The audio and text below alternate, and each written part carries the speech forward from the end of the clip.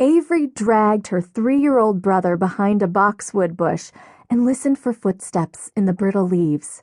She couldn't be sure which was louder, the person on their trail or her own heart galloping like a stallion in her ears. With one hand over Henry's mouth, Avery looked down at the nicest dress she owned.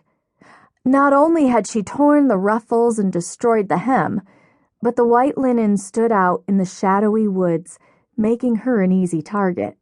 If she survived this afternoon and made it home tonight, and that felt like a giant if, her father would demand to know why her dress was stained with grass and mud and tinged with blood. She would tell him the truth. How could she possibly have known that a simple walk in the woods would turn dangerous? It was her 13th birthday, and she'd had no intention of spending the day cooped up in their small, dusty cottage, doing chores that would need to be done again tomorrow. Now Avery was sure she heard twigs snap. Crows bolted, and she felt someone or something watching her. Her father would understand the ruined dress. Clothes, after all, could be replaced.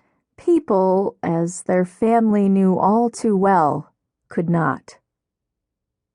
"Don't let go of my hand," Avery whispered as Henry wiggled. She squeezed his shoulder until he twisted his face and nodded. He looked scared, and why wouldn't he? Instead of playing with the paper boat tucked in his pocket, he was hiding in the ghostly woods while a cold wind whistled through the trees. "I'll figure a way to get us out of here," Avery whispered next to Henry's ear. "Just don't make a sound, and do exactly what I say."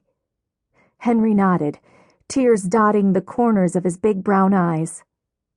Normally, hiding behind a bush was a dumb idea.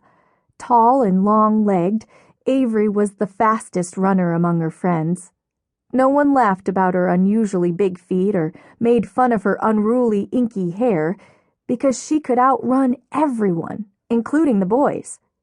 She knew she could easily outpace someone in the woods, if she didn't have Henry. So while the unpleasant sounds of the woods rose up around them, Avery hatched a plan.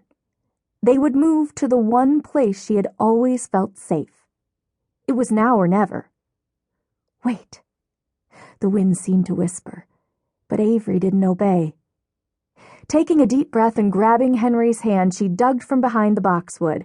Head bent and body low, she pulled her brother to the next bush and the next until they reached a butternut tree deep in the thickets. But not just any butternut tree. This was where their father had built the most spectacular treehouse when Avery was a little girl.